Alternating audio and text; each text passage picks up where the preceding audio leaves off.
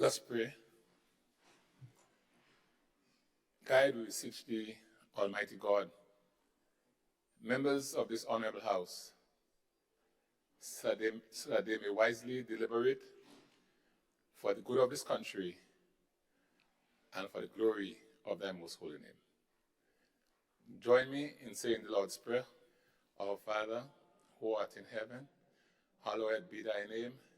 Thy kingdom come, thy will be done on earth as it is in heaven. Give us this day our daily bread, and forgive us our trespasses as we forgive those who trespass against us. And lead us not into temptation, but deliver us from evil. For thine is the kingdom, the power, and the glory, forever and ever. Amen. Pray, be seated.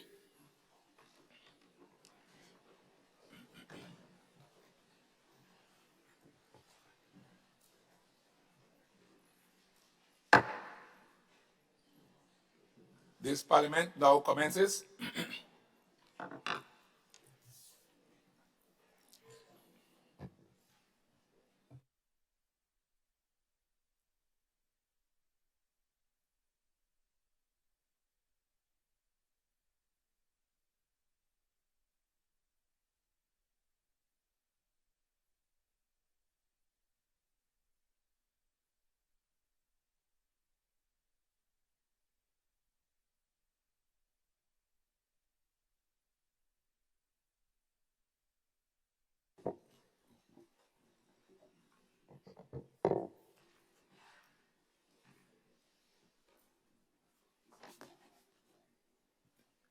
Honorable Dr. Mitchell, just turn your light off.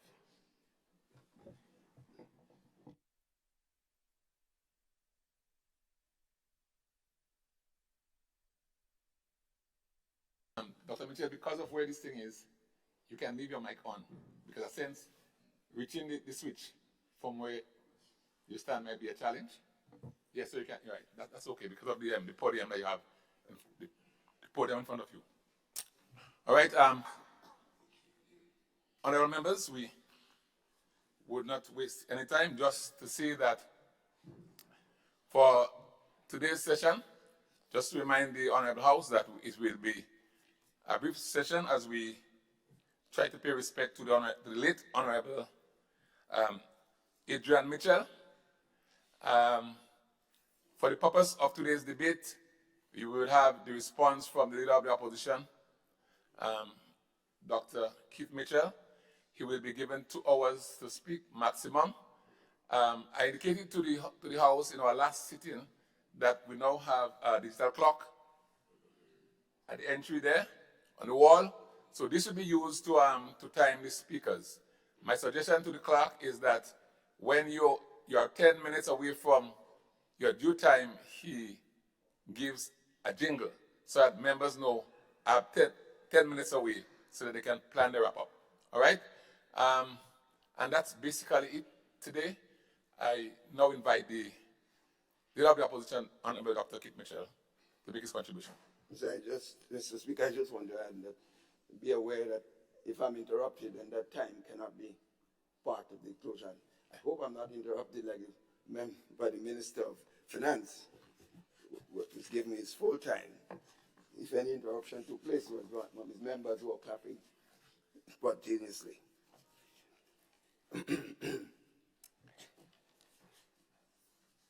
Mr. Speaker, I stand here today with a very heavy heart, as I'm forced to decide to respond to the national budget presentation on the same day that I have been asked to do a special tribute for my former colleague and special friend, Adrian Spaceman Mitchell. Mr. Speaker, we are asked to have a minute of silence on Monday as a mark of respect for Adrian, which I thought was not fitting enough for his contribution to this Parliament and this country. Instead, Mr. Speaker, we should have honored him by not having this session here today, in addition to the minutes of silence.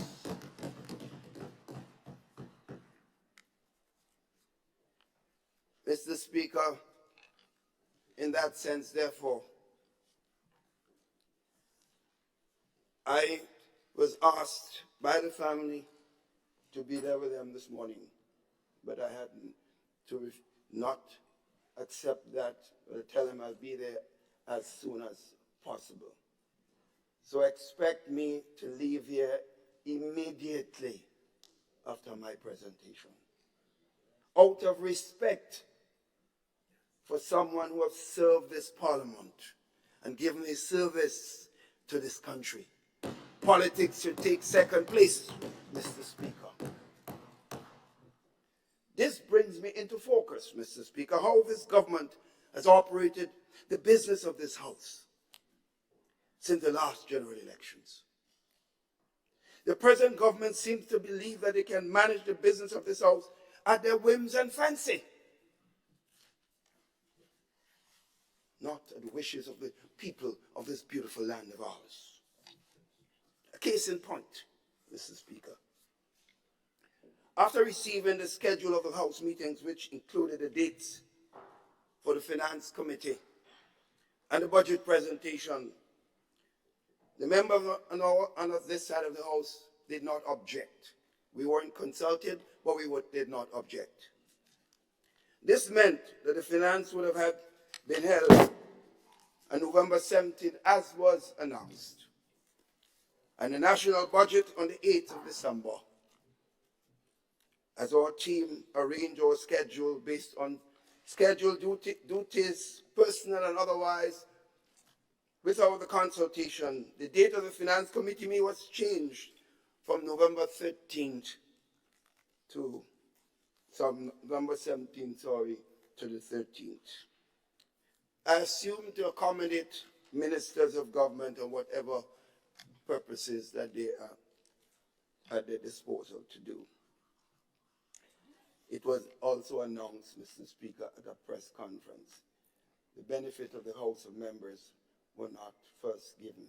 I received no communication at all as the leader of the opposition, and I asked members, they did not receive any. Mr. Speaker, therefore, whether it is the wasteful spending on travel and other matters, the massive increases in emoluments given to ministers of government, the lack of engagement with trade unions and other social partners, or the signing of documents that impact on the social economic life of the people of this land, the story is still the same. It is the same. I will, in the course of this presentation, Mr. Speaker, demonstrate how this arrogance, the self-interest and ego in government has been the order of the day. The word empathy is absent from those who govern and lead this country, particularly the head of that particular government. Mr. Speaker, this debate on the estimates of expenditure and revenue 2024 is occurring at a critical period in this land of ours. There can be no doubt that the systematic impact of COVID recovery, the supply side disruptions, the blowback of wars that we cannot understand, and the catastrophic effects of climate change have left the global environment more uncertain, less forgiving, and harsher. Indeed, Mr. Speaker, the budget debate 2024 is occurring at a time when the Grenadian economy has already begun to display clear signs of slowdown, with real GDP between 3 and 3.6% over the next 2 years. Yet, Mr. Speaker, On Monday, December 4th, 2023, Grenada experienced a historic moment in this land of ours. Indeed, it may well have been the first budget, in my experience, where the Minister of Finance did not convince himself first before failing so miserably to convince this honorable house and the Grenadian population that what he was given to read was indeed credible, Mr. Speaker.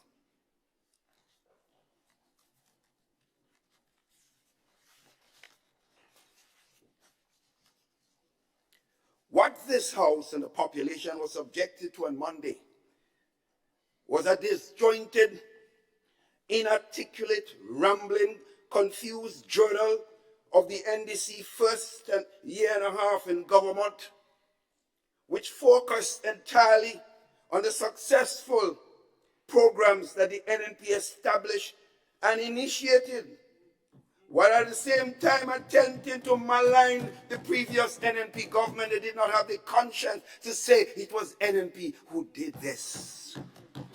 But the people not sleeping and the God is not sleeping. Mr. Speaker, we did have a presentation, you know, but there was no budget. In the manner that the parliamentary process in this country have come to anticipate as the father of the house understand over the years. First, this government is first and first. And Mr. Speaker, in that presentation on Monday, every once in a while, the Minister of Finance monologue.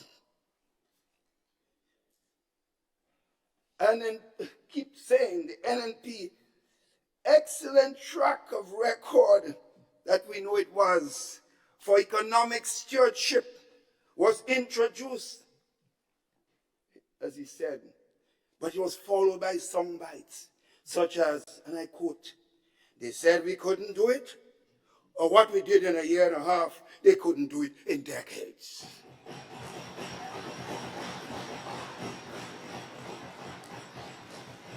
Followed by the minister describing and lauding, don't disturb me, give me a chance, you had your chance. The successful NNP programs, which the NDC has the good fortune to inherit, and should have even had a better sense to keep it all, Mr. Speaker. Clap.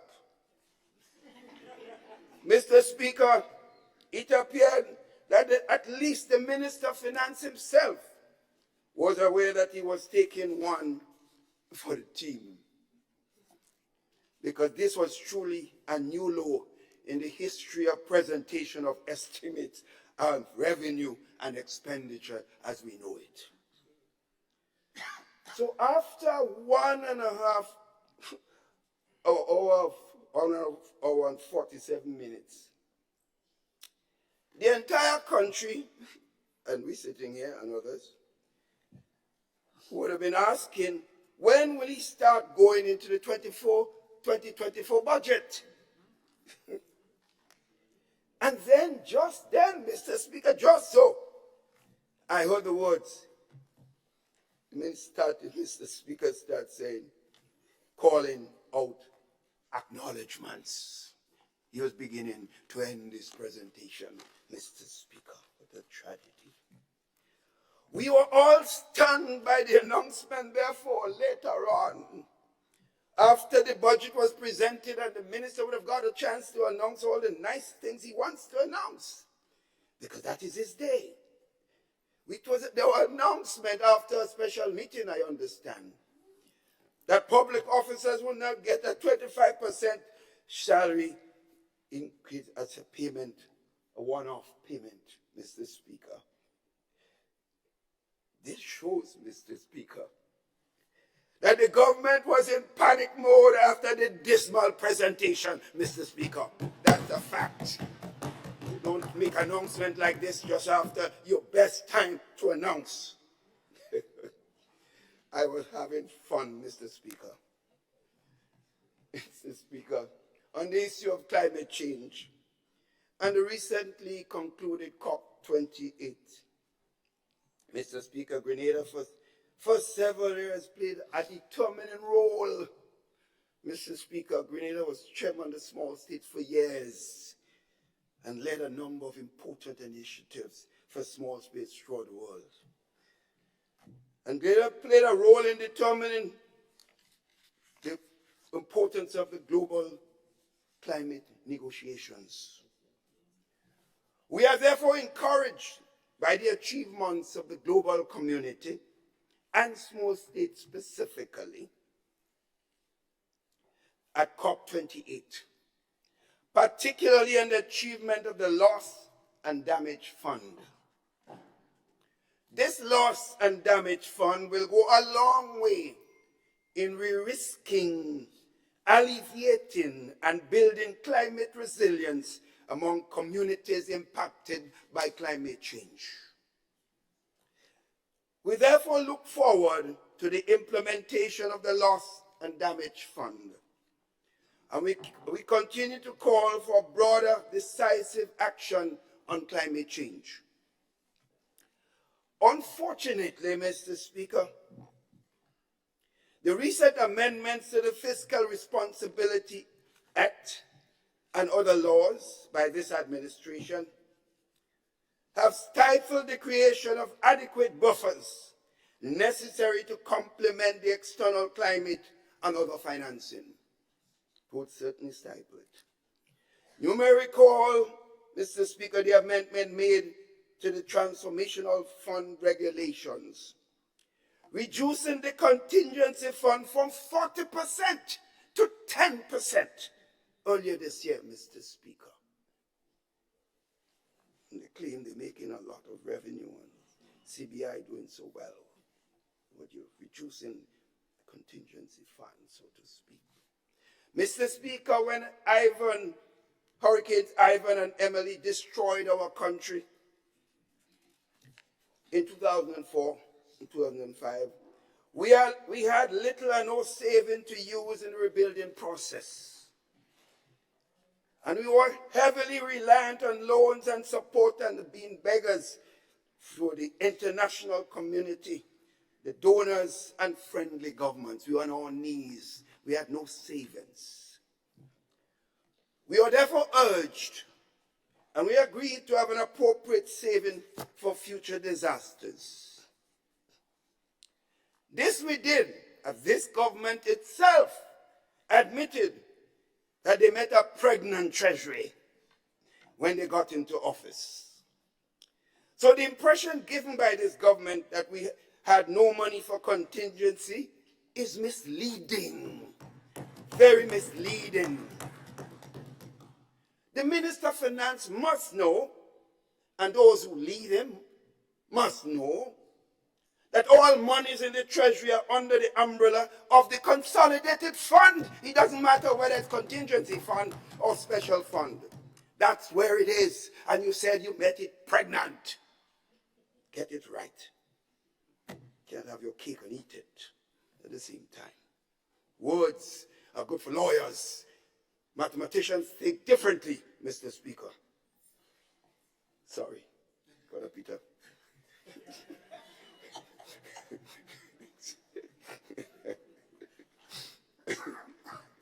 Mr. Speaker, some things slip out sometimes. Mr. Speaker, as we examine the estimates of revenue, let's get back to serious business, Mr. Speaker.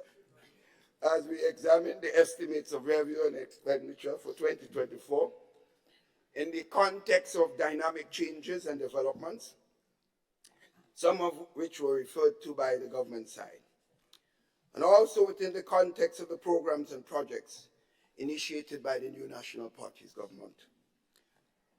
We are left with one burning question, Mr. Speaker. Whose interest does this budget seek to advance? That is the question people would ask. Whose interest this budget seeks to advance? Mr. Speaker, I know, and those who want to pretend otherwise, for whatever reasons, let them go do it. But the ground speaks. There is a level of frustration sitting there in the ground among the youth and vulnerable groups in our country today. That's a fact. And that is quite concerning for those who care and those who have empathy, like members on this side of the House. And I can't say none on the other side. But let the heart stick where it fits. Painting the country in black and white with a tinted landscaping for social media likes, throwing up 3D model labeled coming soon. The aircraft coming soon. It's not governing a country, Mr. Speaker. That's not governing a country, Mr. Speaker. PR, pictures, videos. That is what we have to eat, Mr. Speaker. These are the jobs we are getting. The PR, the PR. The failure of this government to solidly roll out any new initiatives is obvious in the debate and implementation of projects that they met in place, some of which they stopped for a long while, thereby affecting jobs. Some of them have not even restarted, like River Road and other places. Mr. Speaker, the youth, the single mothers, the farmers, the market vendors, for example, those who were moved from Queen's Park, the bus operators and owners, the poor road workers, Mr. Speaker, the most vulnerable group, the working poor and the vulnerable, having waited to hear concrete steps towards achieving this so-called transformational agenda. Big words. And after the hodgepodge presentation we had Monday, they too realized, Mr. Speaker, that nothing transformative is being offered for their lives going forward. Words, words, words. In fact, the government's medium-term expenditure objectives now states that the government's transformational agenda will kick into high gear during 2024 to 2026. After almost 2 years, it's now getting to put the gear in place, Mr. Speaker. The gearbox was stuck, Mr. Speaker. It's now going to 2024. So when 2024 comes, they say you're going to get up 2025, 2027. Think it's so? Fool people. Think you can fool people? There is little and no new initiative being advanced in the forward estimate of the government presented. No new initiatives that we can say realistically will come into effect in this period. Because what couple new two ones I saw, that ain't going anywhere for a while, Mr. Speaker. Mr. Speaker, therefore, we await this elusive agenda of transformation. And while we await this, the World Food Programme recent statistics highlight that food insecurity is a growing challenge for our people, and that the situation has deteriorated over the past year. Mr. Speaker, it is hard not to notice that even as food inflation is at a high, agricultural production, Mr. Speaker, particularly non-traditional agriculture, is at its lowest. Mr. Speaker, I am clear that the agricultural sector is certainly broken. It is broken, Mr. Speaker. And I'm not saying it is broken just so now. This is a problem that we have to come to terms with. Indeed, I must say also that it has never been so bad, Mr. Speaker. Farmers are disillusioned. They are bawling out for mercy. But if you're talking to someone or persons that who have no empathy, cannot feel the pain, who's thinking politics, scoring and scoring, then farmers, nothing new will come, because they can't change who they are. Their DNA is already set, Mr. Speaker. Mr. Speaker, Grenadians cannot receive basic medicines at the hospital. And the low morale of staff is obvious. And I'm not saying it was ever perfect. I'm not saying it was so great on the NNP. Don't ever get me wrong. Because one thing I do is always admit my mistakes. Well, you could laugh. Laugh when people are suffering. Laugh when they have no medication. You can laugh. It's a joke. Yes, it's a joke. I feel that pain, Mr. Speaker. You can laugh. While the people hurt, laugh. Ask the nurses. Ask the orderlies. The doctors, the cooks, the security guards, and other ancillary staff at the medical facility. Sometimes when you feel pain, you laugh, you don't even know what you're laughing. You know, Mr. Speaker. Our country's reputation, Mr. Speaker, for peace and tranquility, and our low crime status are major sources of competitive strength in the areas of private education and tourism and development as a whole.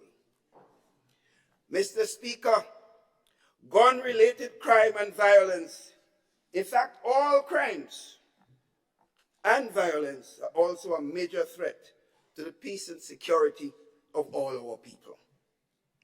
The crime situation is an imminent threat to the country as the Minister of National Security and Prime Minister continues to systematically dismantle the police force and lower the morale of the force.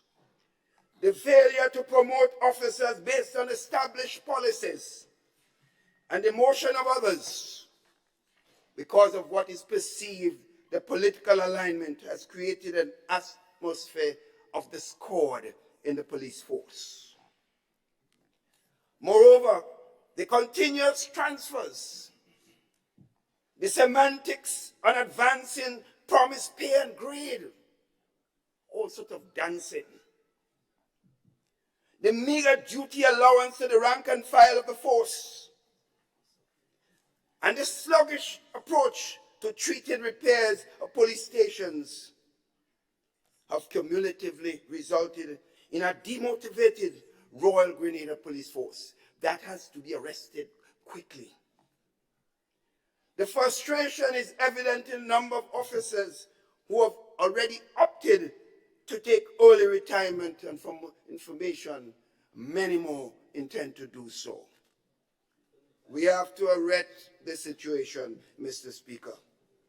Mr. Speaker, the challenges facing existing officers would affect the new recruits that are entering with a mere sometimes 4 weeks training stint.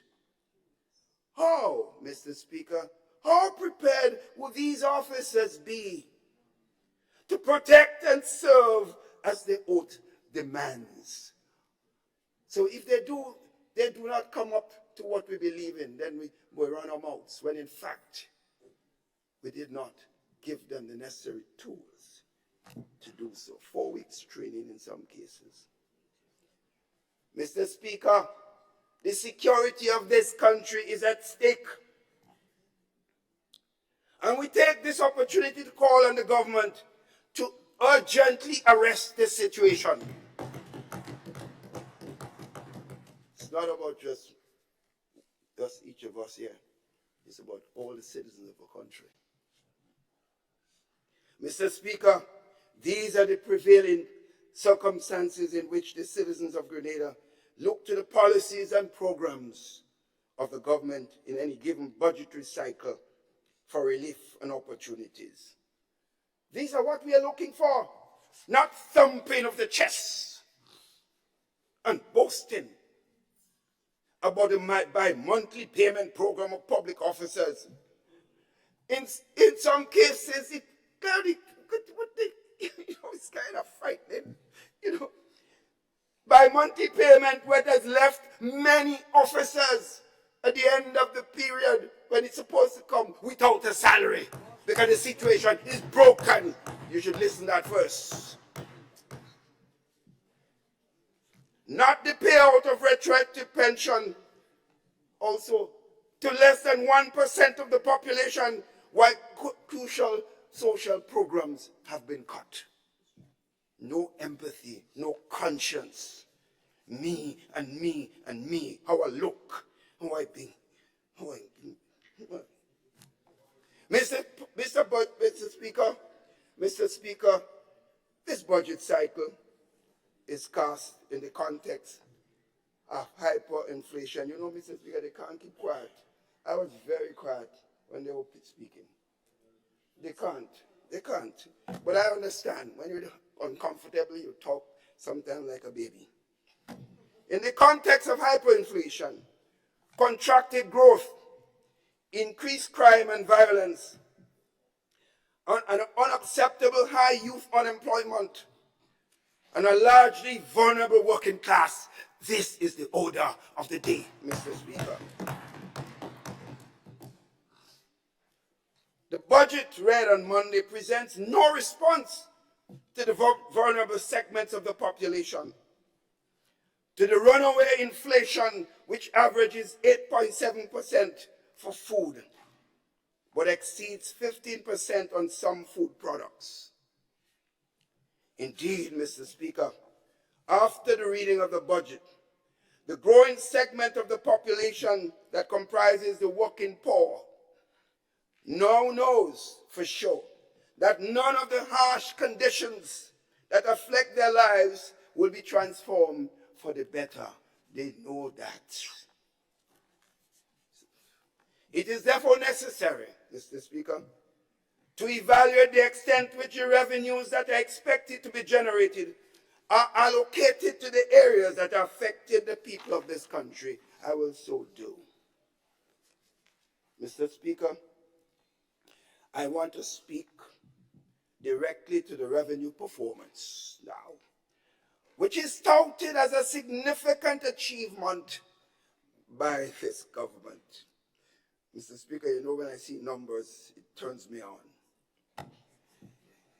With an increase in the price of the item of 8.7%, the average inflation cited by the government itself for food, the government will collect roughly, a 10% increase in customs revenue. Now, a couple of things validate this analysis. First, emerging out of the pandemic, consumption patterns would have already been adjusted. What that means, Mr. Speaker, is the price increases will increase tax revenue, although consumption could have dropped, Mr. Speaker.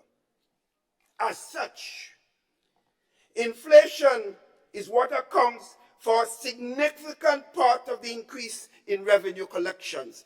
That is an appropriate conclusion, a deduction. So yes, Mr. Speaker, revenues are up. We see the numbers.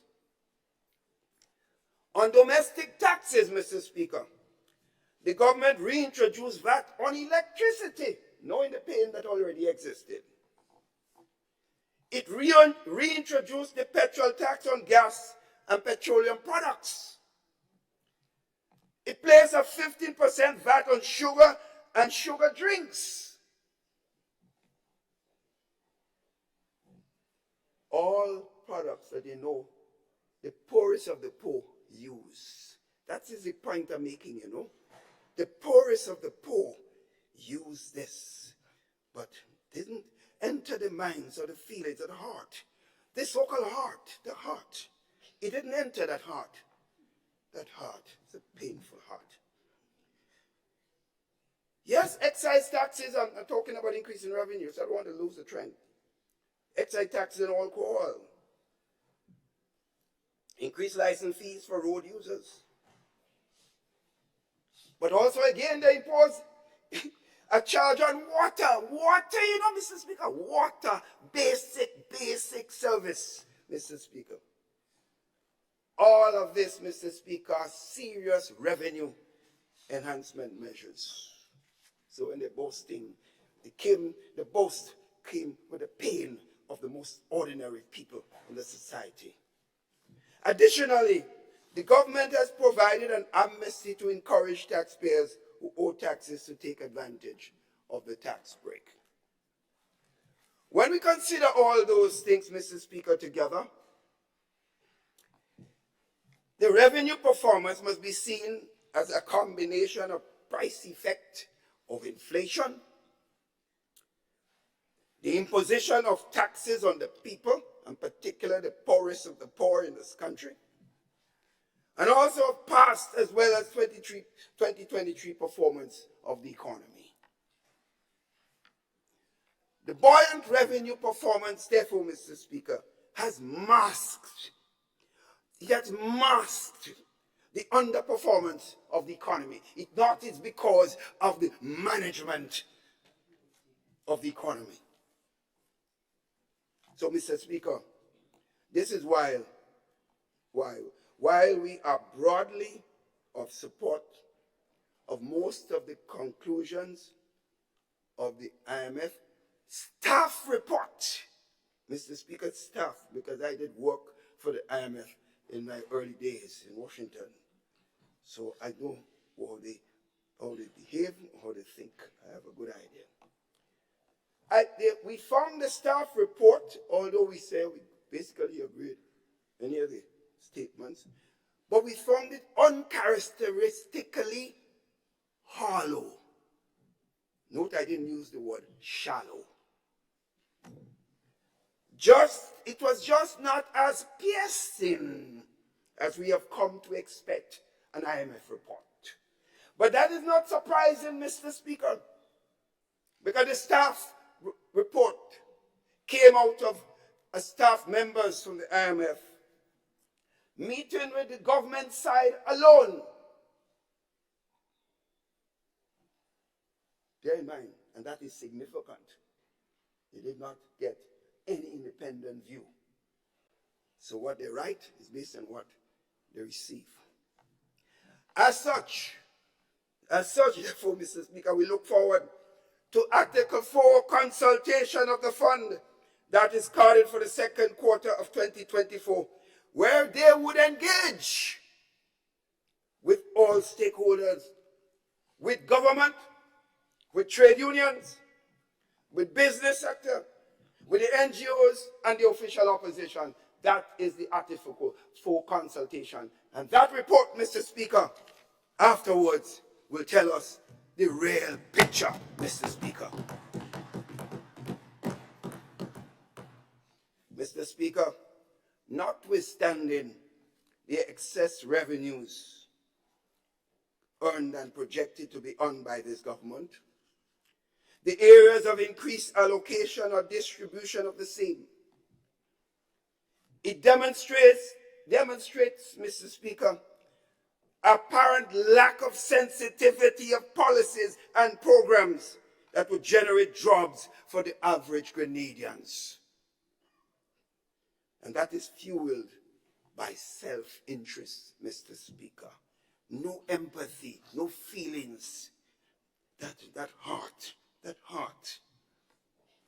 Mr. Speaker, projections for 2024 relative to what was spent in 2023 reflect an increase in capital and recurrent expenditure by, listen to the numbers, Mr. Speaker, by 7% and 32% respectively. In normal trends, Mr. Speaker, you expect to see a low increase in recurrent expenditure and a high increase in capital expenditure, Mr. Speaker. The complete reverse, because through the capital, you see a lot of things for yourself and the country. Mr. Speaker, a mere 7% increase in expenditure on capital projects for 2024 speaks to the economic growth prospects of this country. Everything is correlated. It's not verbal language that you see.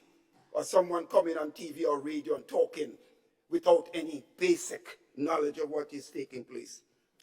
It is a correlation of what is happening at all fronts, the multivariate situation, Mr. Speaker. Mr. Speaker,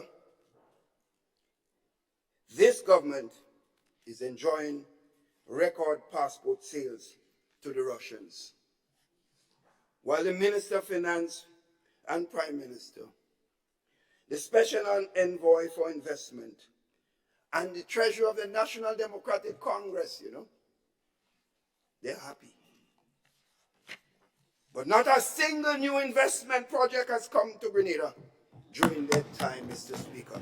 Not a single one. All you're hearing about the regurgitated NNP projects. And while they're saying so, Mr. Speaker, the attack goes on. This government has sold more passports to Russia in 3 months than the new National Party's government did in a whole year, Mr. Speaker. That is significant. Mr. Speaker, and during the time of the projects, we could see, although they're touting them now as if it's their projects, Range 6 Sense, the Intercontinental, the Beach House, Liverer, and Mount Hartman, just to name a few. All projects that are working, give us credit, man. Give us, Mr. Speaker. Give us credit. We're not children, therefore we're not going to jump up and... Mr. Speaker, to date, this government has not brought a single new CBI project. But they gave $22 million of the hard-earned taxpayers' dollars to a man who invested only 18 million EC dollars in Grenada, Carriacou, and Petite Martinique. $22 million. You know what that could do for the average man in the country? You know how much road work at Christmas time that people could be doing business and making Christmas more exciting and happier times. But one man is enjoying himself in Miami, Mr. Speaker. This is only the tip of the spending iceberg on this project. Mr. Speaker, and the minister was bold-faced enough to tell us that we could have cost us over $100 million if we stayed the course. Mr. Speaker, the fact is, if we had done what we did, we would have to pay the man a cent, Mr. Speaker. Mr. Speaker, you will hear a lot more of this because we have the details and we have all the information and the data to support what we say.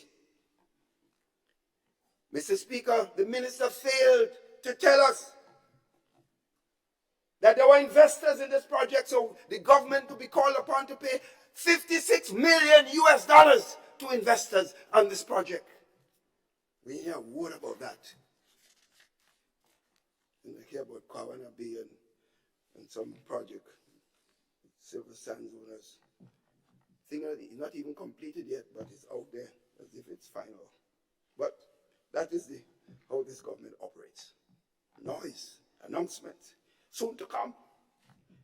Mr. Speaker, with no new major private sector investment on the horizon, the capital spending of the government would be largely expected to drive economic activity, because the government itself, from its numbers, says 7% increase in capital from the work that they're doing. When you compare the expenditure, only 7%. So most of the activity has to come from the capital project, most of them are NNP. Give NNP the praise.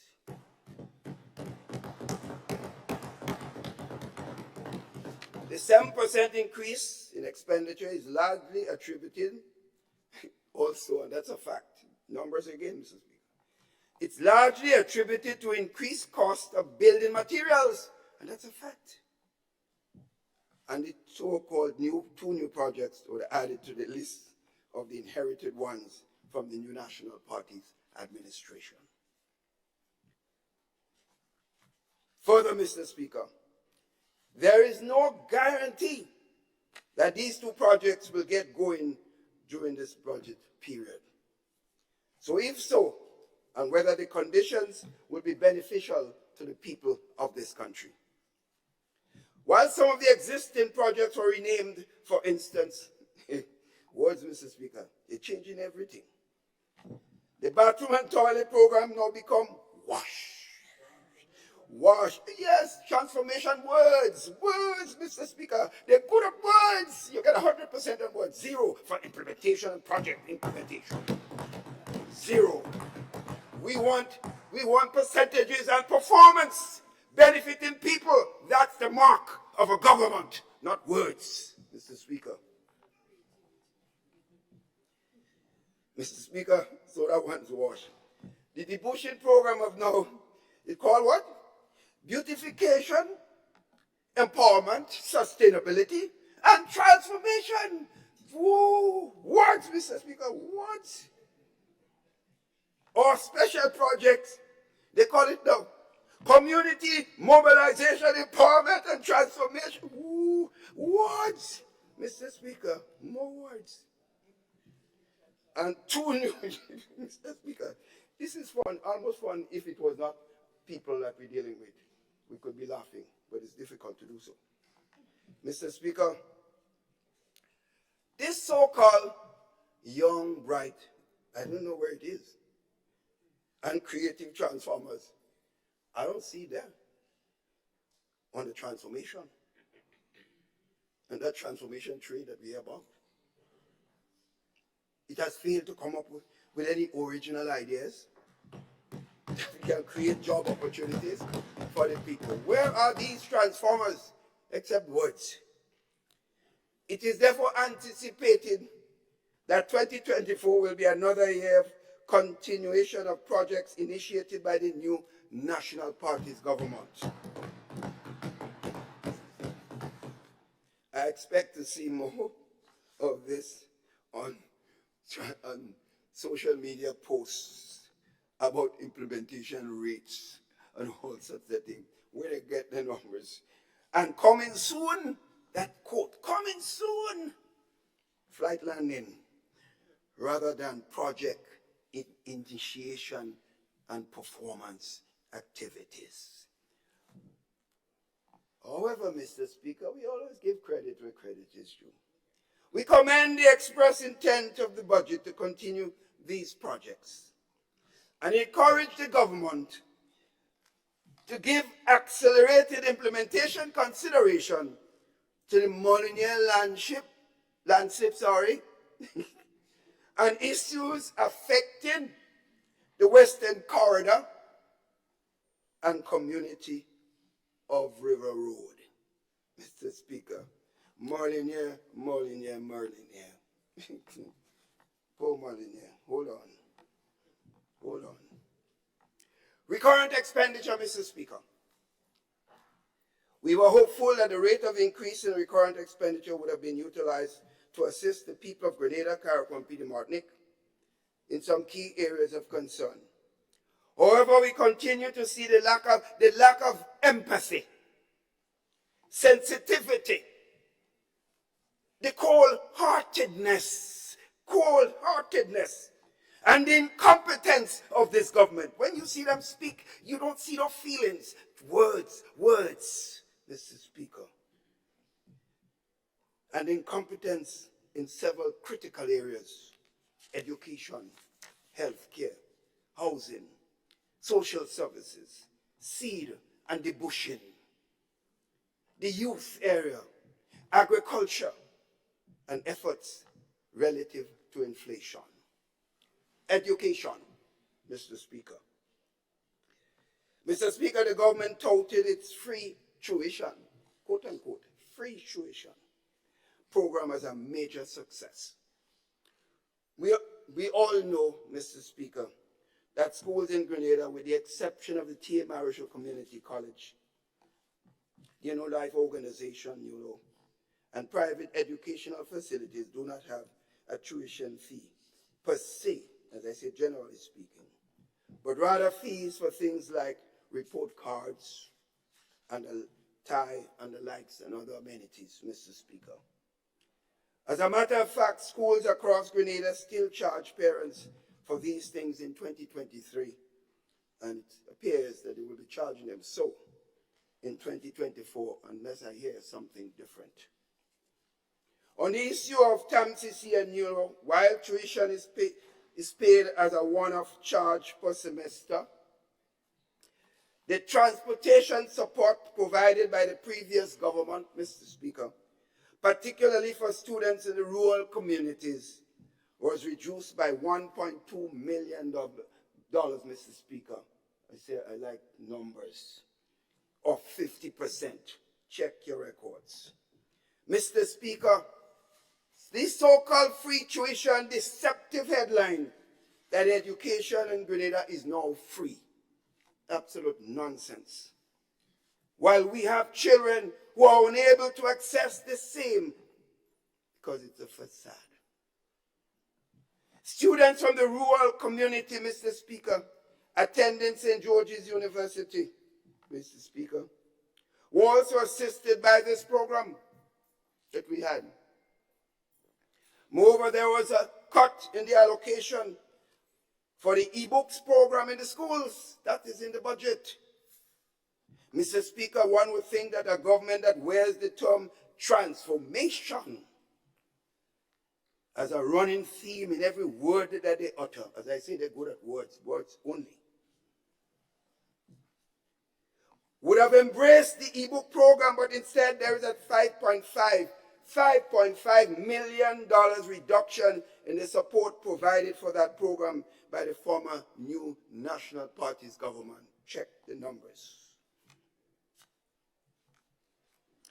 It takes a special level of insensitivity, Mr. Speaker, in a period of hyperinflation to reduce the needed support in this area, as without the tools to facilitate students' learning, then to me, therefore, the so-called tuition support is useless.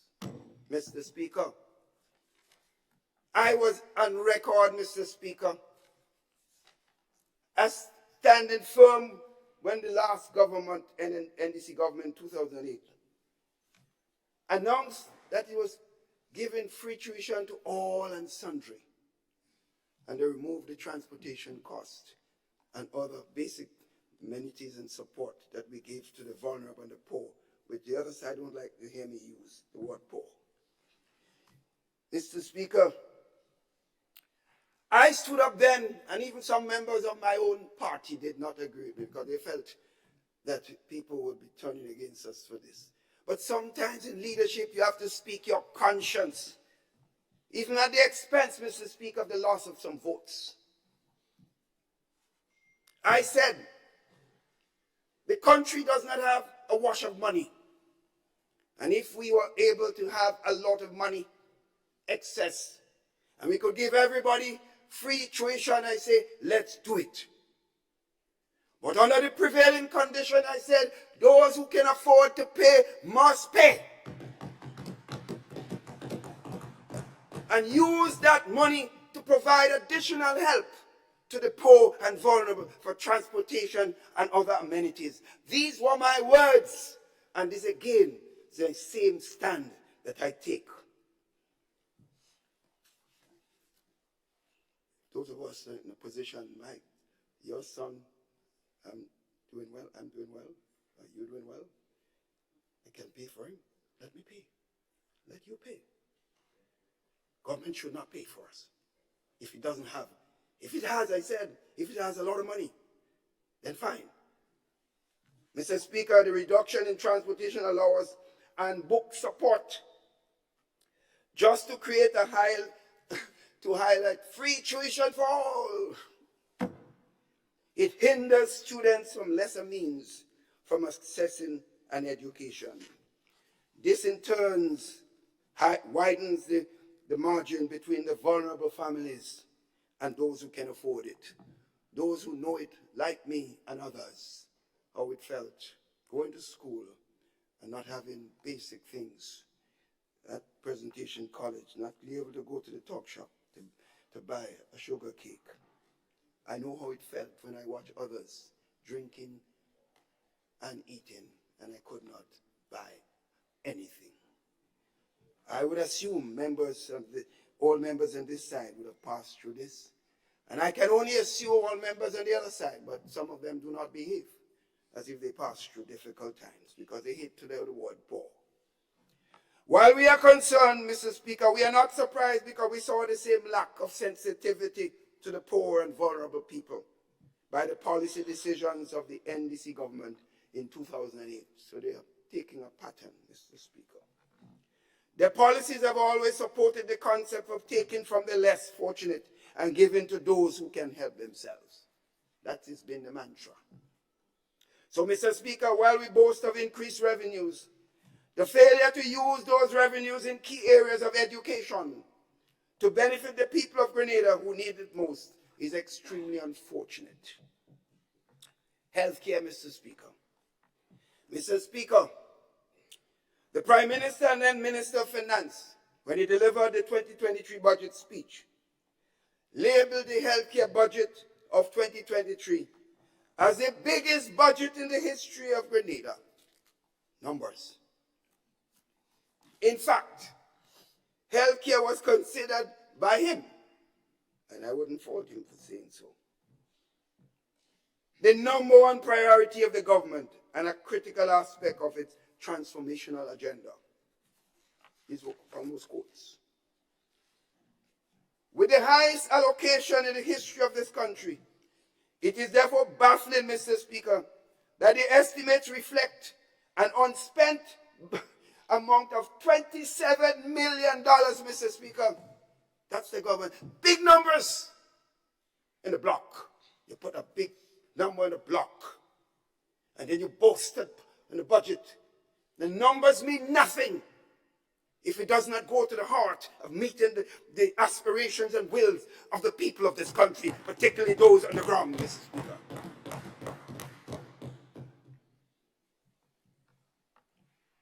It is therefore baffling, Mr. Speaker, that while this large amount unspent, we lack basic medication at our healthcare facilities. The story is wide, Mr. Speaker.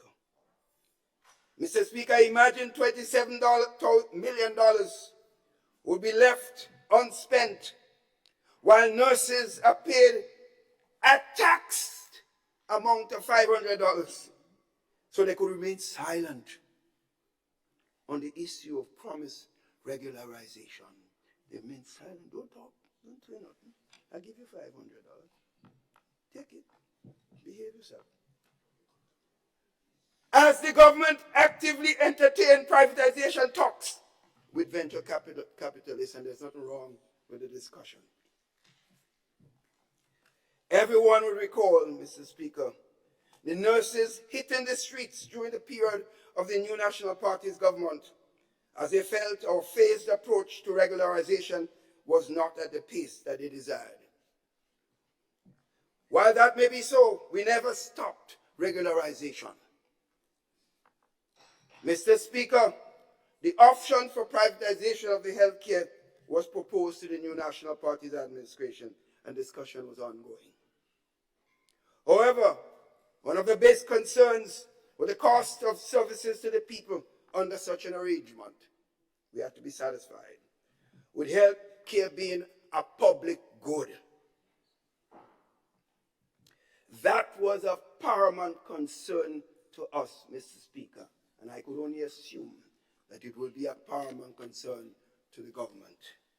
But I watch.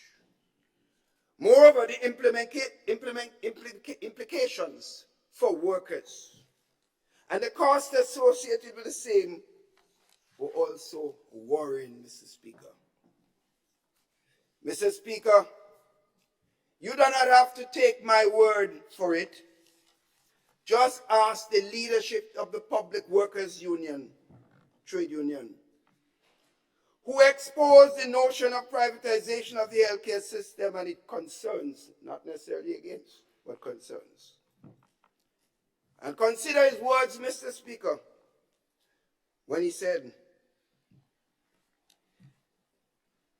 he has gone on record highlighting that healthcare is worse today than it was during the period of the new National Party's government.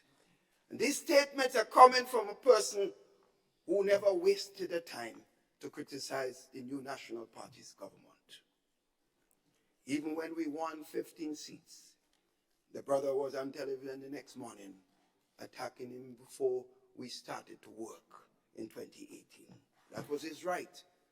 We weren't agreeing with him, but we did not say a word. Ask the many mothers who have lost babies at the healthcare facilities. Speak to the families who have lost loved ones due to the routine procedures. Or better yet, ask your activist in St. Patrick's West who fell and broke his jaw in 5 different places and was left unattended for 3 days, Mr. Speaker. Empathy, care, love. Mr. Speaker, this government, in all the words we have heard on Monday, will add $3.4 million to the healthcare budget, so they add more, although they didn't spend $27 million. Adding $3.4 million, making this one of the largest in history. Make no mistake. We anticipate the same results. The leadership of the policy level at the Ministry of Health is woefully inadequate, and everyone knows it. But it's also a reflection of the entire government, generally speaking. I can't say all, I'm always careful to say all, because I know some of them.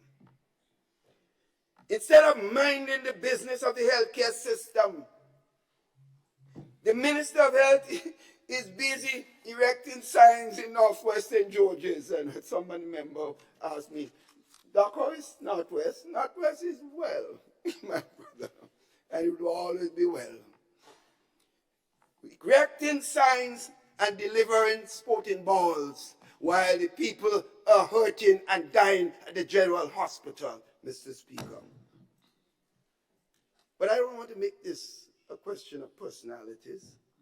So while I advocate and concerns for the leadership, I caution the government on the issues of privatization. The caution, as we must consider the nature of healthcare as a public good. Housing and social services. Yes. Mr. Speaker, this government has budgeted $9 million for Project 500. One of the new ideas coming from the government, and we applaud them for at least thinking about something. I thought you guys lost your brains, but it seems like you had some. However, Mr. Speaker, if you are able to take one from what happened, if you could take a cue from what has happened, Mr. Speaker, with the free housing units donated by the People's Republic of China, and the utterances of the Prime Minister in one of his many galas. Fet. It is well recorded that these houses are not intended for the low and no income people. Doesn't tell him go to a bank. No income, forget it. The mere fact that this category of persons were asked to approach a financial institution to secure a loan to make up upfront payments for housing units that were donated by the government and people of China through our initiative and NNP government, and sadly so to the late brother Elvin Nimrod, who were a key person in those discussions. One can naturally expect that the houses that are to be built by this government will not be targeting these poor people. That is the DNA of this government, unless those who decide of a conscience have the day. Additionally, Mr. Speaker, Grenadians at a National Democratic Congress political party function in the diaspora were encouraged to invest in those homes. Nothing's wrong with that.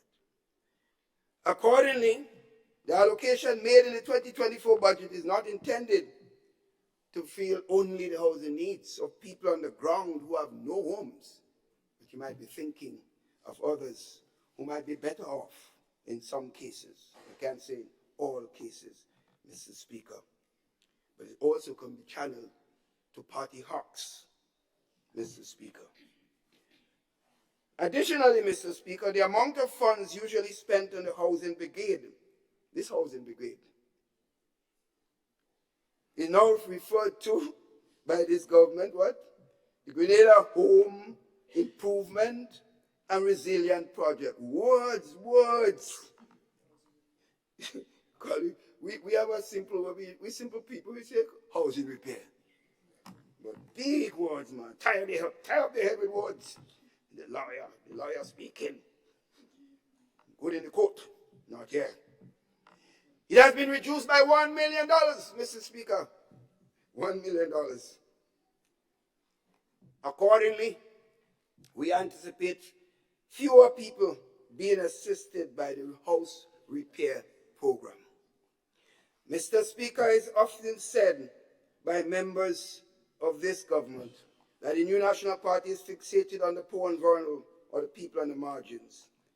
Mr. Speaker, we make no apologies for this fixation because part of the prevailing philosophy of the new National Party is to create an enabling environment for everyone to strive. But there must be a special focus on the poor and vulnerable. Mr. Speaker, I commend, therefore, the relentless efforts of all the voices in this country who have consistently called on the government to have a heart and return the $150 to the seed beneficiaries. They made a call for a year and a half.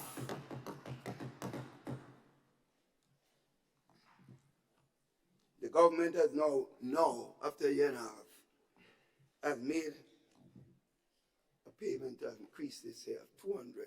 And they want people to be happy, to applaud, after suffering the people and taking bread from their mouths for 18 months. You're now saying, be happy, Daddy is here. Papa is here, the Jefe is here, with a top-up of only $50. Over inflation and other periods, and the strain and stress and medical problems could have been created with the loss of this $150. What is $200, Mr. Speaker? Give them the $650 that you said in opposition was the real number. And I would say you should add even more as a top-up. Empathy, the heart. Mr. Speaker, in the meeting office in 2022, listen to this, Mr. Speaker, numbers again. There were 7,107 beneficiaries on the seed list. Given the inflationary pressures that were prevailing, the new National Party's administration increased the seed by $150 for every household. This policy, they call it tokenism and electioneering. That's what they say. This portion brought the seed cost to the state for the total of $26.6 million. Just listen to the numbers, Mr. Speaker, in 2022. This decision was taken as a cushion and buffer to inflation, food inflation, which remains relatively high. During this year, Mr. Speaker, the Minister for Social Development and Leader of Government Business advised the nation that they have added to the seed beneficiary list. Just listen to the numbers, Mr. Speaker. As a matter of fact, in response to the question posed by myself, the minister informed that there were 7,373 beneficiaries as of April 18, 2023. Numbers don't lie. Words may lie sometimes, but not numbers. That means with an increase of 271 beneficiaries, the seed budget remains $5.6 million less than what was spent during policy position of the new National Party's government. What kind of mathematics is this, Mr. Speaker? When it was 7,107, we spent $26.6 million. You're now bringing it back to that number. You have 7,373 persons, but you know, it's over $5.6 million less. Who fooling who? You have people on the side that can decipher the numbers. Come better, Mr. Speaker. But there is no empathy in the ability of words. Words, people going to drink all words. Mr. Speaker, if we can spend close to $15 million, 7.5 last year and 7 again this year on celebration. And celebration, in fact, a good portion of it is on fact. Don't tell me otherwise. You can come up with all kinds of gimmicks, but can't fool people. Why can't we help these people to cushion the effects of inflation if we could spend all that money on independence celebration? They would prefer to see it spent on themselves, a good portion, not all, because we must celebrate independence. Why would we cut the support given to the marginalized children and the chronically ill persons who make up 74% of the persons on the seed program at a time when we are collecting, and they say they're collecting more revenue?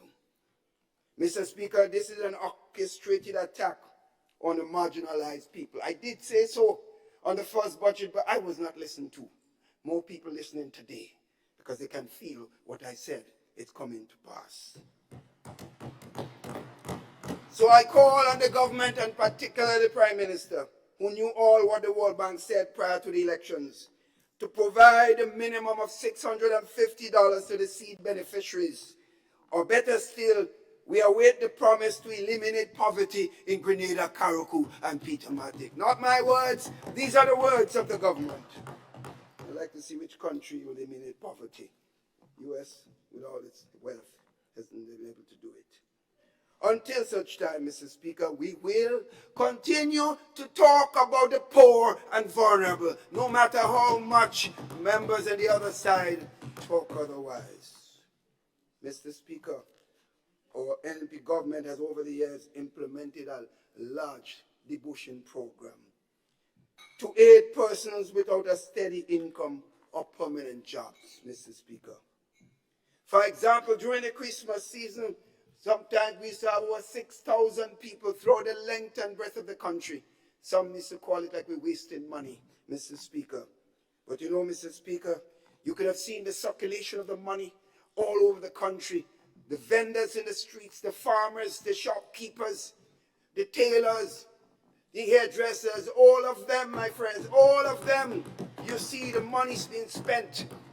People that make large sums of money, generally speaking, don't spend those monies here in the country. There was a complete gutting of this program with $6.7 million cut. This government simply does not care, Mr. Speaker. There is no empathy, and I can qualify my statement. I'd say some of them. I'd say most of them, sorry. Mr. Speaker, the new National Party administration, during its period of service, has engaged in at least 6 alternative youth programs in addition to the MANI program. These include Youth Biz, Project Fly, Aspire, Reach, Youth in Agriculture, Empower. This project carried a combined portfolio of $57.5 million, Mr. Speaker. And it was from persons, youths in entrepreneurship, to youths who are incarcerated.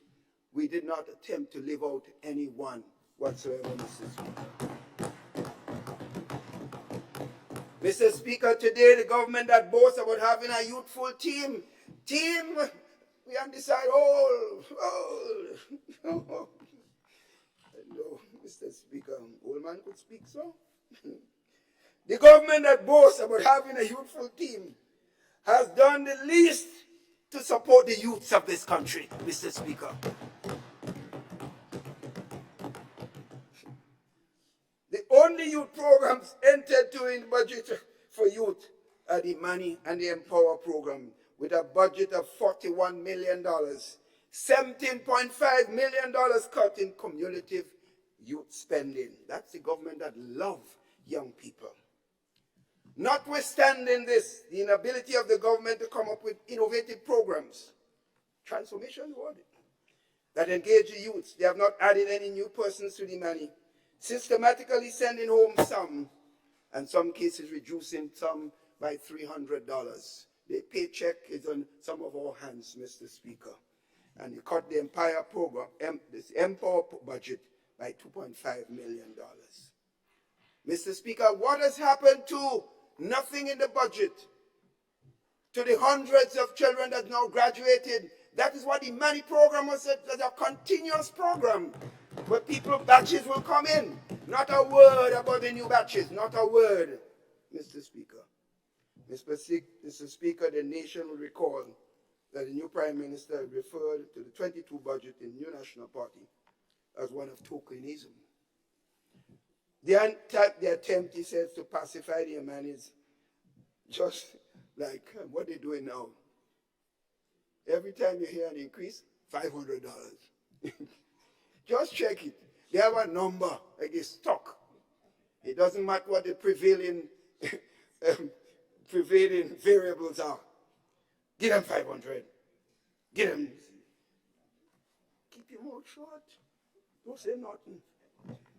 Like Papa, like Hefe, the greatest man on earth. Mr. Speaker, he says, Mr. Speaker, this is so interesting. This $500, $1,000, it's like it's going to attract tax.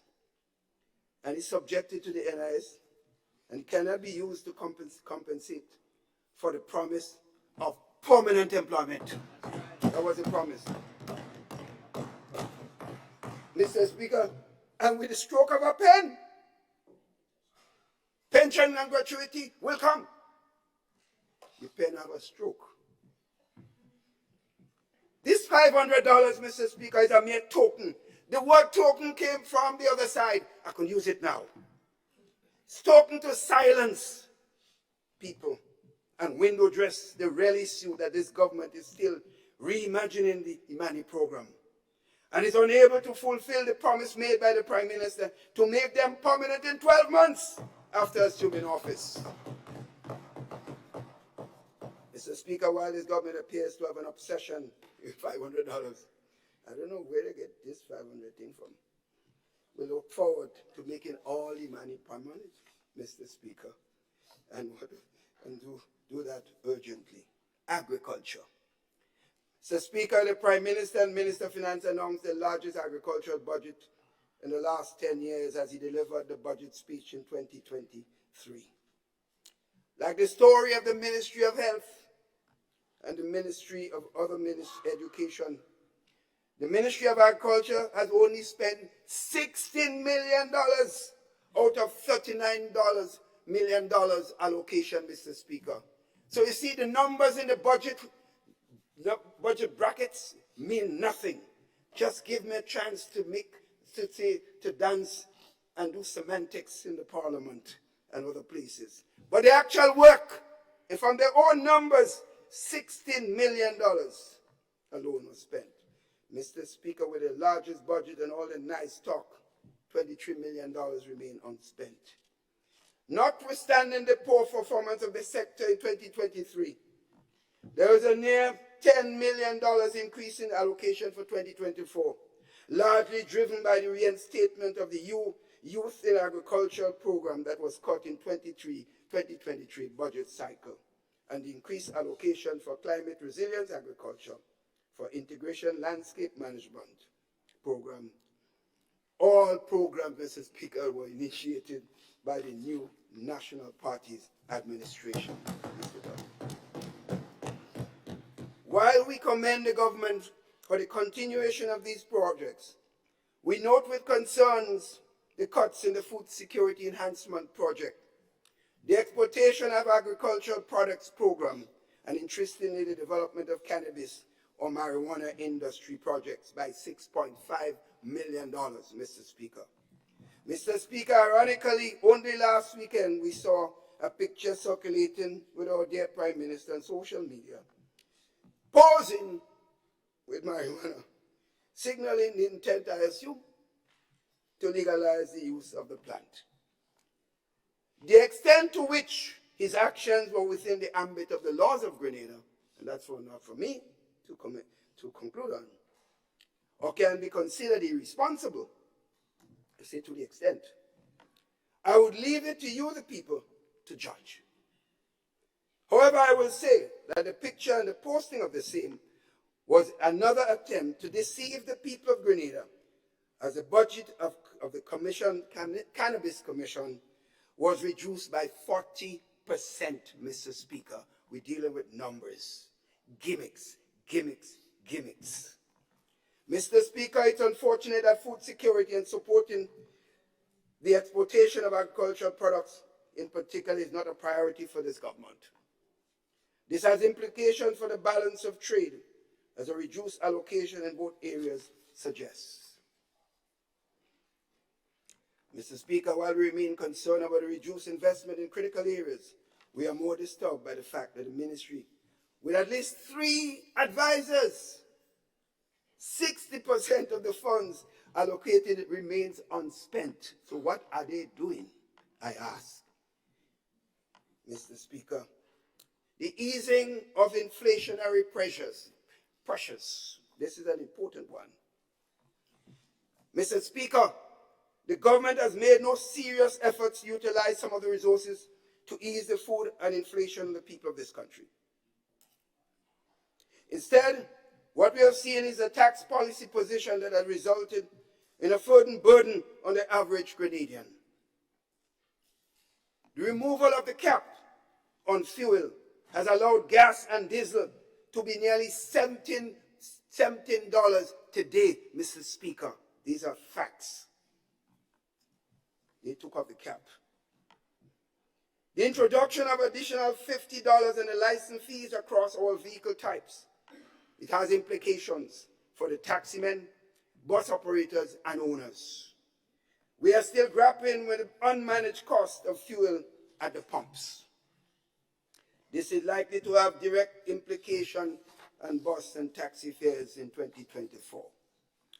The reinstatement of VAT, environmental levy, and the removal of 25% discount on non-fuel charge on electricity has contributed to increased costs of electricity to 96% of households in Grenada. Mr. Speaker, people are coming every day and showing me the electricity bill. They don't know what has happened, what is going on. Well, I tell them, if you see mine, but forget me. The imposition of VAT on sugar has affected the poor people that go around selling the sugar cake and other little things, confectionaries. This has affected these ordinary people. And an additional charge on water has negatively affected all of those persons and the farmers and manufacturers who utilize large amounts of water. Mr. Speaker, inflation is one of the single most pressing issues affecting Grenadians. We all understand it. While workers in the public sector settle for 13% over the next 3 years, the real wage of those workers, when considering inflation and increases in NIS, is less than now what it was with the 12% the New National Party gave for the last cycle. That is a fact from the numbers, Mr. Speaker. The government has done nothing to cushion the effects of the cost on working people.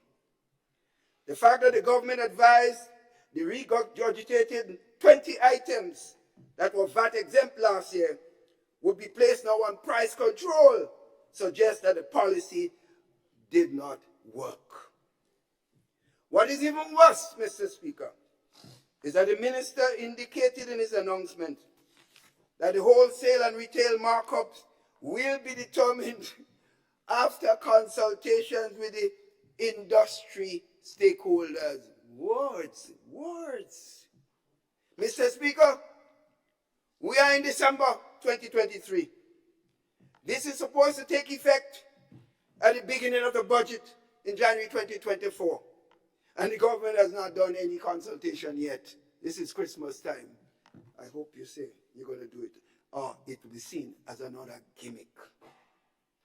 Mr. Speaker, it is without a doubt that the working class purchasing power was more during the reigns of the previous government than it is today. These are just fundamental facts. Mr. Speaker, I now move to self-interest of this government. Mr. Speaker, while the government failed to address some key areas of concern affecting the Grenadian people in this budget cycle, they did not fail to address the needs for themselves, Mr. Speaker. Having recognized the key areas of deficiencies in the pillars of transformation, it is important to evaluate the areas where the increased recurrent funds were allocated for spending and that it was self-serving. Notwithstanding a 31% increased allocation for pension and debt, which are mandatory expenses, it is evident that the government have prioritized most of the increased spending and party loyalists and themselves, Mr. Speaker. Mr. Speaker, the travel budget of the government has increased by 115% in 2024. Who is it meant to help? The poor people? And it was increased from 2022 to 2023 also. It is no secret that this government runs Grenada from the clouds, Mr. Speaker. Today, the people of Grenada have not seen any tangible benefits from those rendezvous. With an increase in the travel budget for 24, we can only hope that Grenada will benefit beyond the pictures, the videos, the sound bites, the social media pieces cut off, Instagram, and all this, Mr. Speaker. And also, statements on GIS which has become almost a political party station government, Mr. Speaker. I see things on GIS I never saw before. Mr. Speaker, the budgetary allocation for the Ministry of National Security, Home Affairs and Public Administration Information moved from 4 million to 37. A $33 million increase, 825% increase, 825%. This increase is largely attributed to a $27 million allocation for the provision of security contracts to companies of which we can assume are aligned with the National Democratic Congress, since a lot of the hard-working people who were not perceived to be aligned when they came in, they did not renew their contracts. Mr. Speaker, the value of these contracts shows the budget has increased that portion by 41%. Mr. Speaker, I am concerned, and I make a special appeal, therefore, to the people of Grenada to pay particular attention to this development. Mr. Speaker, another act of the government helping themselves at the expense of the state is a deceptive approach taken by this government to increase their own incomes. Note I didn't say salary, incomes. Mr. Speaker, let me make it clear. I register my comments not just as a voice in the political arena, but as a fellow citizen deeply concerned about the direction our beloved nation is taking. As someone who believes in fair and equitable treatment, I am not opposed to parliamentarians receiving a salary or income increase. Make it clear. I have been on record of saying this. But, Mr. Speaker, members of the NNP government and this team can testify whenever this discussion came up, timing, independence of the process, and the amounts were always key points of concern. As a matter of fact, the current government has a 2/3 majority largely because of the desire for more money. On the issue of independence of the process, the new National Party in government, with a 15-seat majority, Mr. Speaker, did not arbitrarily sit in cabinet and decide to increase the income of its members. We did not. We commissioned an independent committee in 2018 to review the salaries of parliamentarians and ministers. And we did so in the 90s when there was the same decision to increase. We did not sit there and appoint ourselves to do what we think and give ourselves what we think we should get. The established committee was made up of sector experts, some of whom are well-known sympathizers of the National Democratic Congress. I don't think there was anyone in that committee, it can be checked, who were known to be a sympathizer of the New National Party. And I just named Henry Joseph, who was also for years the treasurer of the New National Party, and he was named chairman. The National Democratic Congress. Henry will be mad with me, because he would never want to be associated with the NMP. He was chairman, appointed chairman, and he was the treasurer also. And many other members. I wouldn't waste the time to call the other members' names. They recommended some increases, Mr. Speaker. And if you go through what they recommended, even then, and you add inflation, Mr. Speaker, if you go through all of that, it will never come up. It will never come up. I have details of the percentage, but I will not go through that list. It will never come up. I heard people trying to justify that what they came up with would equate to what the government has now decided to give itself.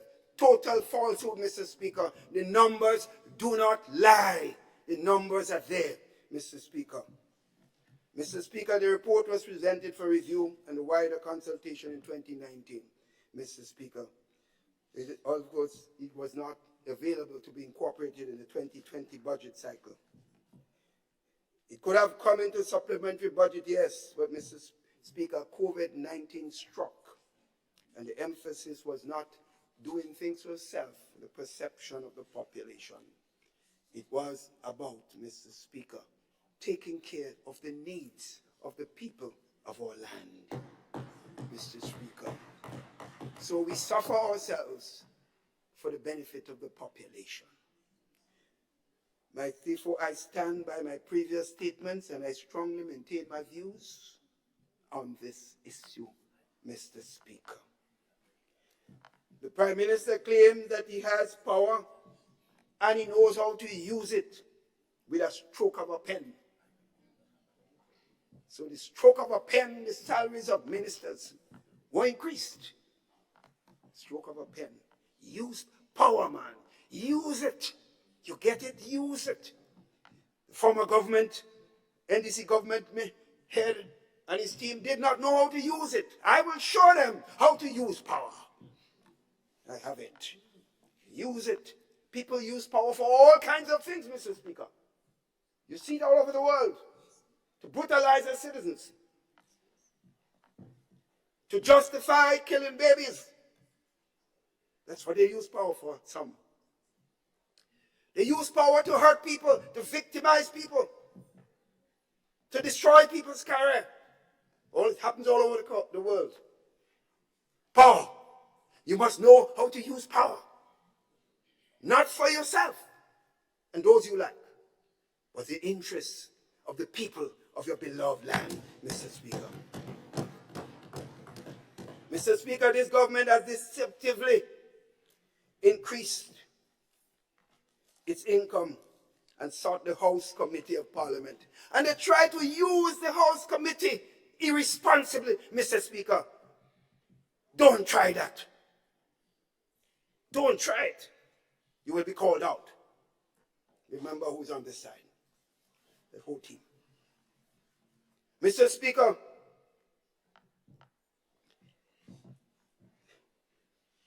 listen to this.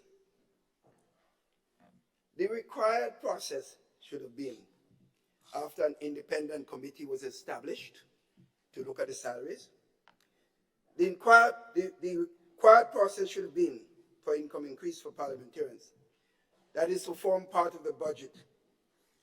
It should first come to the budget committee after the independent committee made its recommendation for ratification, and then to the finance committee meeting for ultimate approval when the budget is sent, therefore, to the House. That's the process. The income increases, Mr. Speaker, were in the estimate of expenditure that went to the Finance Committee on November 13, 2022, before the House Committee met. Don't try that. After it was already decided by the Finance Committee, what game, Mr. Speaker, is this members playing? Use the House Committee. And every announcement, Mr. Speaker, guess who? And members, Caris Modest, Cohen, and Eminent Pair were members of that committee. That committee's decision was null and void because the Finance Committee already made its decision. And the legal authority says that it goes from Finance Committee to the House. No changes can be made after that, unless you have maybe a special sitting of the Finance Committee. Don't try it. It is important to note that no adjustment could be made to the finance estimate of expenditure and so on after that, Mr. Speaker. Notwithstanding a lack of understanding of parliamentary proceedings, the Finance Committee, which was attended by all members of the government side, approved the following income increases under the Parliamentary Allocation Expenditure Vote 2. All ministers who are members of the House of Representatives or MPs, except the Prime Minister, will receive a 60% increase. Mr. Speaker, $60,000 increase, Mr. Speaker. Overnight, they themselves decided what they should get per year. And this is in addition to the $2,000 they took for themselves.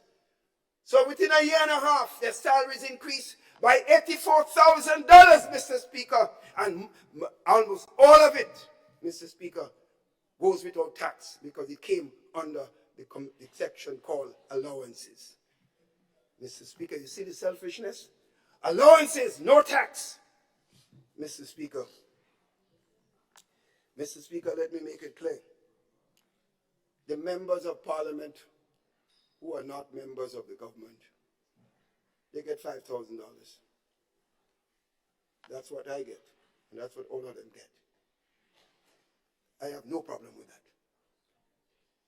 If somebody want to criticize me for that, I feel they deserve it, because I was on record of noting that it's not fair that the salaries given to those persons was as little as they were. So that $5,000, I am not, although the process was bad, I still support the $5,000 for the members of Parliament who are not ministers of government.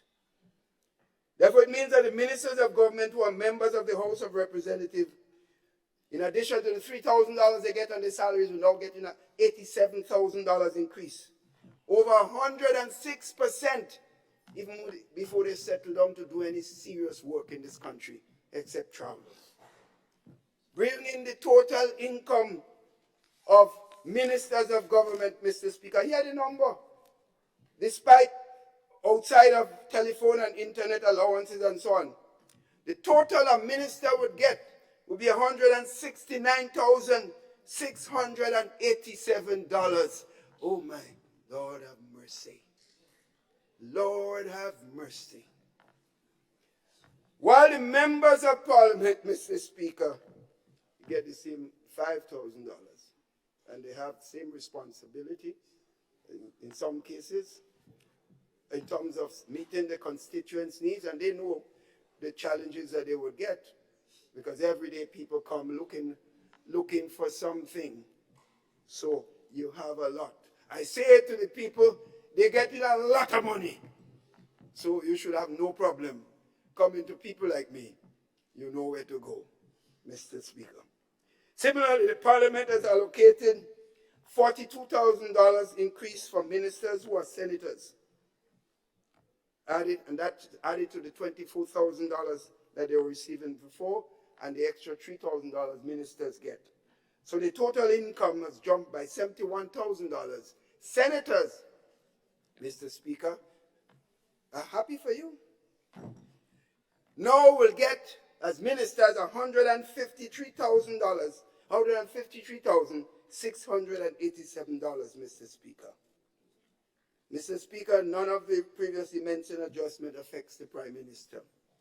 But the Prime Minister increased his salary by $13,000 per year, bringing his income to $105,218.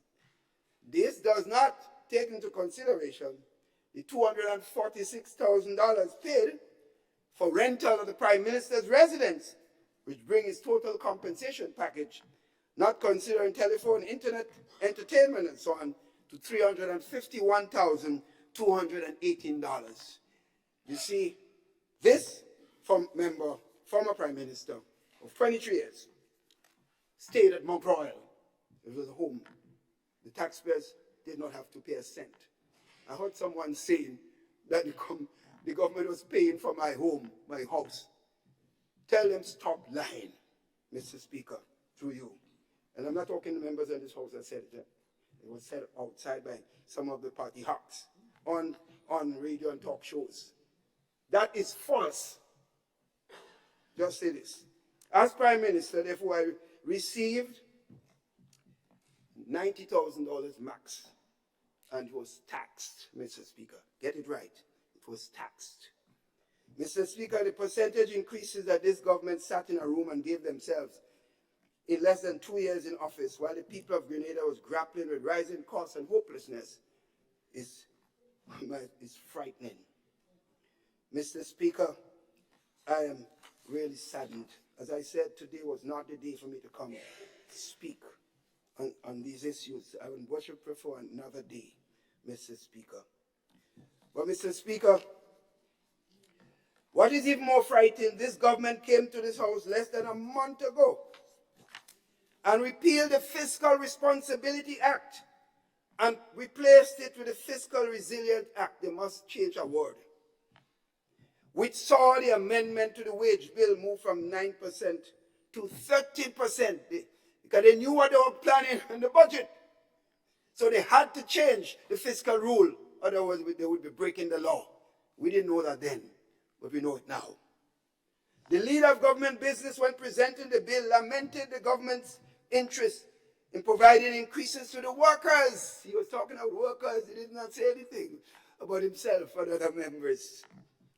However, deceptively, the amendment was made. Listen when it was made, Mr. Speaker. After the public workers were locked into a 3-year increase.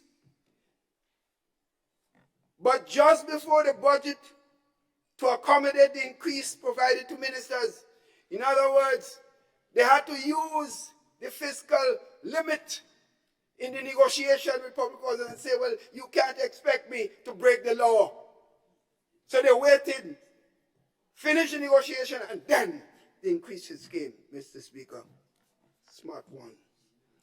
Page 31 of the medium-term economic fiscal report that was laid with the budget document highlights the wage bill rule, which is now 9.7%, Mr. Speaker, with increases taken by government ministers. This demonstrates that the amendment was not done to accommodate workers in the medium term. It was to benefit the ministers in government. Mr. Speaker, seriously then, what is even worse at a time when the country is grappling with the clutches of hyperinflation, widespread economic hardship, all income increases, including the $500 given to nurses, Imani, $1,000 given to doctors, $50 duty allowance to provide a meager $50, the 25% one-off gratia payment to public workers, all will be subject to tax, and the Minister of Finance confirmed only recently in a program, and he talked the truth, that it will be taxed. So unless the government changes position, all the workers increases, anything given to them, the well-known $500. Mr. Speaker, the true question, as I said when I begin this presentation, who does this budget actually attempted to serve, Mr. Speaker? Question that everyone should answer. Mr. Speaker, sorry, watch the time. This decision is not just economically imprudent, those increases. It's a stark display of self-interest over the public good, Mr. Speaker.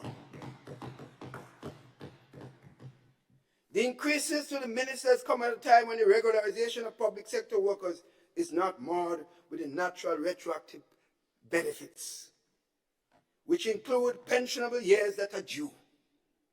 But current year regularization is the order of the day. That needs to be looked at, public workers. But current year regularization, Mr. Speaker, is the order of the day, Mr. Speaker. This to me is one of the biggest deceits of this government. But as long as we are on this side, we will expose those deceits. Mr. Speaker, the Minister of Finance announced a number of increases over the plan at the end of the year. But the rule is there. It says the limits. So unless you're breaking the law, what you said in Parliament is incorrect. Unless you want to break the law, then what you're saying is tomfoolery, Mr. Speaker. It is not right, Mr. Speaker. We will. Today we see pension reform committee being established without the active participation of the unions. So they say. Today we see that the government has set aside funds to contribute to a pension plan that no one has any idea what it means.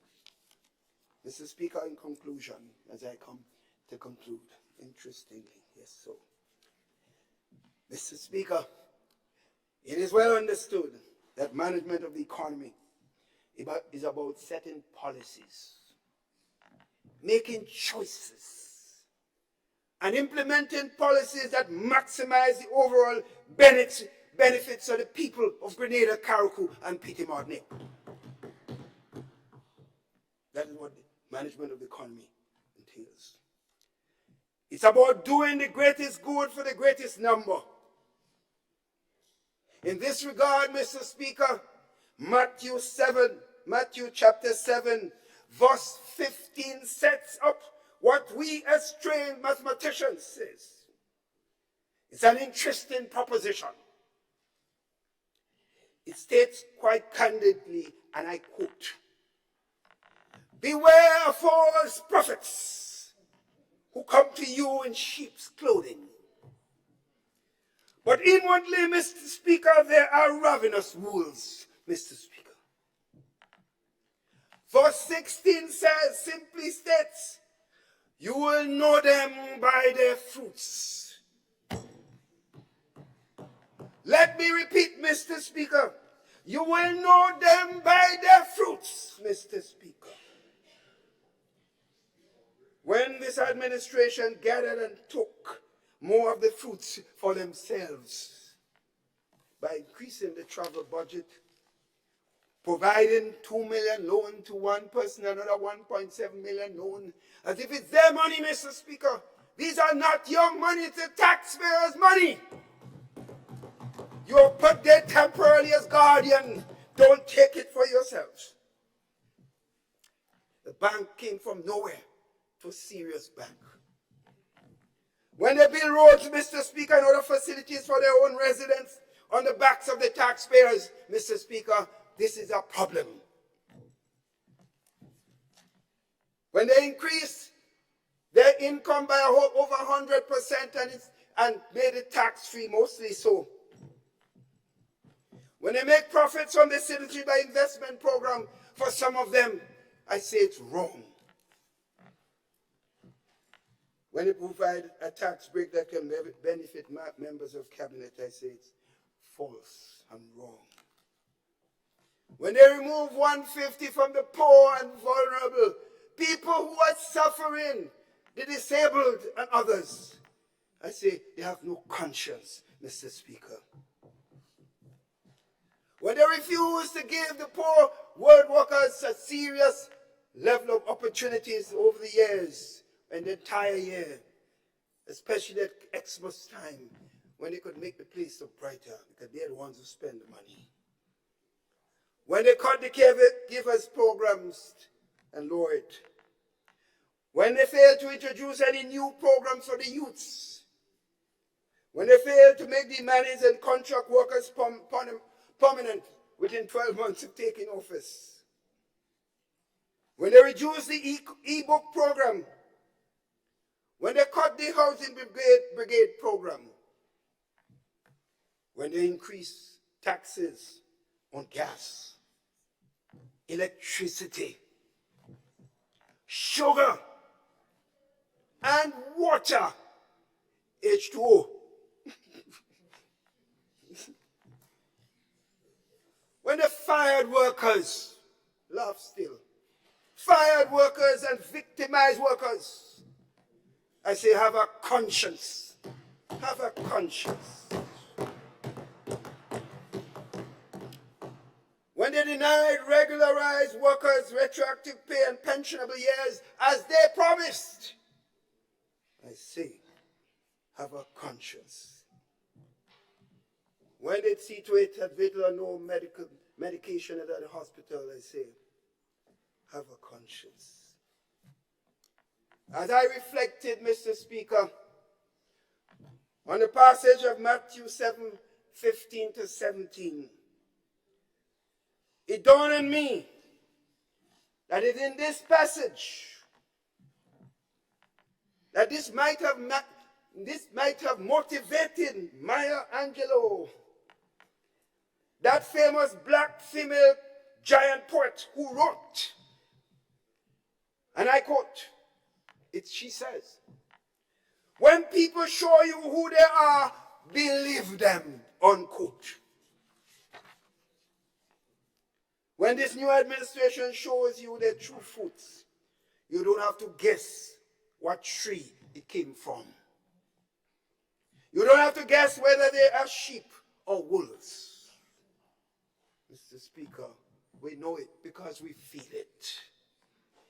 Mr. Speaker, after years of sacrifice that led the Prime Minister to remark that he made a treasure full of money, it should bother us all, Mr. Speaker, to see that the Cabinet and select men and women align themselves to the NDC, living high of the fatted calf. No concern for fiscal buffers. No real concern, Mr. Speaker, for the productive sectors. To the youth who have become despondent whole stream, God is not sleeping. He's there. And the new National Party is also there. To the civil servants, the police officers who are demoralized, Mr. Speaker, to the nurses who have given their professional lives building up the country, but who now cannot bear to serve out the year in mediocrity. The lack of professionalism, a broken system with demoralized staff, absentee ministers, and no accountability, the NMP and the people in this country share in your dismay. To the elderly whom you seek for some hope, don't despair. Don't despair. All is not lost. By the action of this administration, it's well known in the biblical statements given. But Mr. Speaker, by the fruits, as I said, you shall know them. Just remember always, God first, others second, ourselves last. In this stead, they have created their own dictum. Me and me and me. Mr. Speaker, as we advance towards the celebration of our 50th anniversary of independence, we implore the government to remember that it has a sacred duty and a responsibility to all Grenadians, whether they voted for you or not. That's your responsibility. Mr. Speaker, as I move to conclude, I could never leave out the constituency of the people of Northwest St. George's. Mr. Speaker, the people who gave me their solid support for all these years, knowing that I am not perfect, but they saw me as someone that is interested in themselves. Mr. Speaker, from the 70% support that they gave me when the New National Party split up in 3 ways, and technically I should not have won, but I got 70%. We had literally almost a destroyed New National Party. 70%. To the 91% given in 1999. Those were the percentages, Mr. Speaker. I owe them a lot. And why I left a lot to be here, I have never regretted it. Because the love of people, the commitment they have shown to service, and the needs they have demonstrated for this country touch me, Mr. Speaker. For right through the constituency, no matter what areas, Mr. Speaker, I owe them all, Mr. Speaker. And I will never forget you. I will not. Long as I have the breath in my life, I will be there with you. Mr. Speaker, therefore, I am not here to be in fight with anyone. I'm not here to compete with anyone. Come and hear the battle between who and who. Oh, me? My legacy is enshrined already. I've been to the mountaintop, Mr. Speaker. I've been there. Others have to start to climb, Mr. Speaker. They can climb, and I wish them luck. But fight with me? Don't use me to promote yourself. Go promote yourself for yourself. Not use my name and you and a clash with you to promote yourself. And when you do it and you do right, I give you all the credit. I give credit where credit is due, but don't use me. And therefore, Mr. Speaker,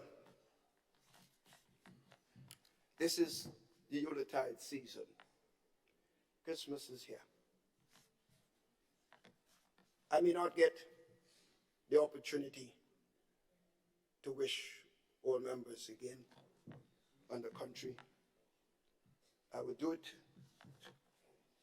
as the opposition leader showed in a statement for Christmas. To wish all, Mr. Speaker. But I also want to wish all the members on the side, and the families, and the constituents, and the country as a whole, the best that they can have in this Christmas time. When we're